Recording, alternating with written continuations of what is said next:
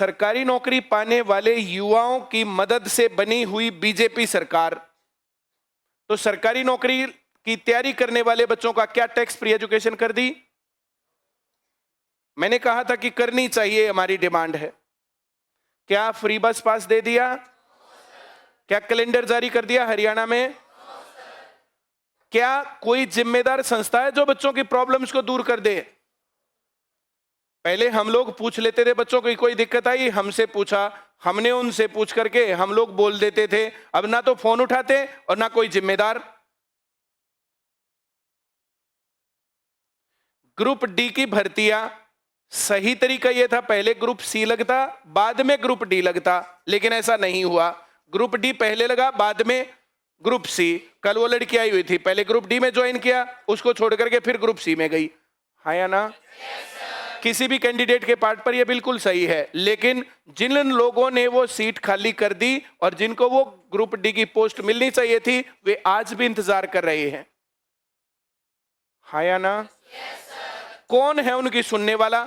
नेताओं के पास भेजा लिए, सीएम के पास भेजा लिए, एमएलए के पास भेजा लिए, मंत्रियों के पास भेजा लिए, हिम्मत सिंह जी के पास भेजा लिए, हर जगह जाके दरवाजा खटखटा लिया। ग्रुप डी की वेटिंग लिस्ट का क्या हुआ?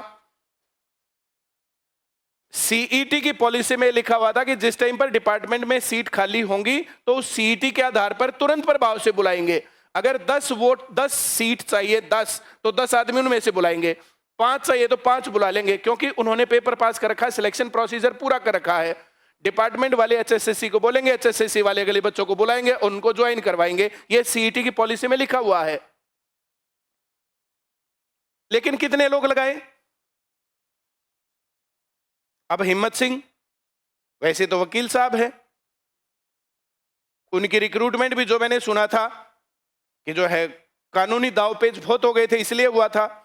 कहते थे कि इसको डिपार्टमेंट को इतना बढ़िया चला के दिखाऊंगा कि देखना।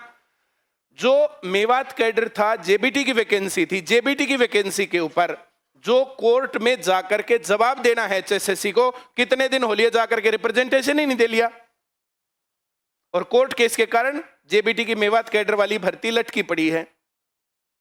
जो मैं कह रहा हूं समझ में आ रहा है?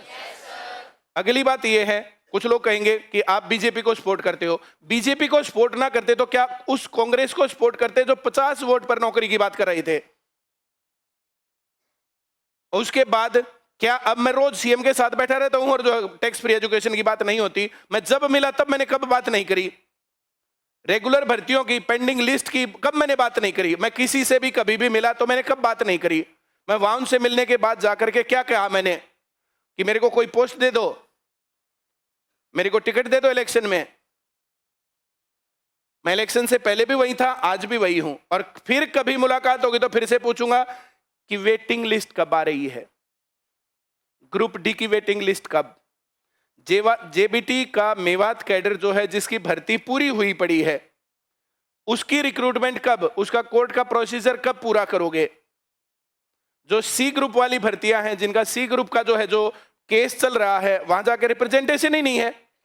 5000 से ज्यादा केसेस जैसा मैंने सुना है, थोड़े बहुत कम ज्यादा हो सकते हैं, लेकिन बहुत सारी भर्तियां उन केसेस के कारण पेंडिंग है और जिनका जवाब कोर्ट में जाकर के नहीं दिया जा रहा।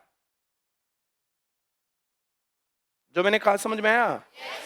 आज मैं प्राउड के साथ कह सकता हूं बीजेपी का साथ दिया, बिना पर्ची बिना खर्ची फेयर सिलेक्शन हरियाणा में होते हैं।